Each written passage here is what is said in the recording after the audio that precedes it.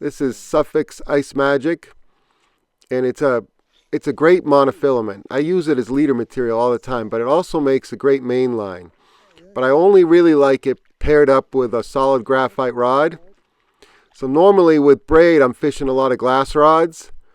When I fish straight mono, I'd rather fish with a graphite rod. And I ended up jigging up a nice bass on that 1/4 ounce leech spoon.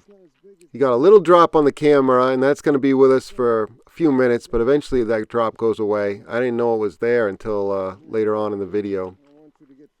See ya, Mr. Bass. Thanks for playing. So a lot of times after a bass or pickerel comes through, they scare away the panfish, and my bite drops off dramatically. So what I'm doing is drilling a whole new series of holes, trying to get away from that bass. The other thing I'm going to do is I'm going to put the camera away.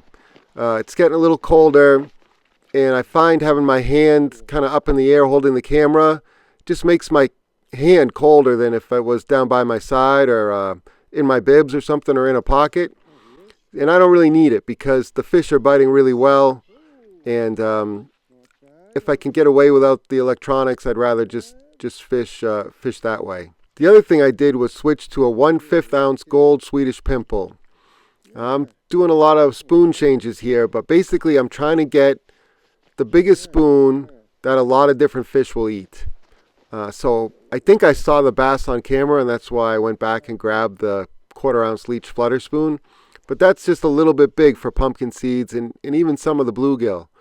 But the 1/5 ounce gold Swedish Pimple, just a little bit smaller, a little bit more compact, falls fast. I have good feel.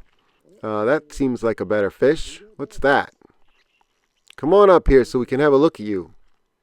I remember I caught a couple bass, but I also lost, I think, 2 other bass that were pulling drag, giving me a good tussle.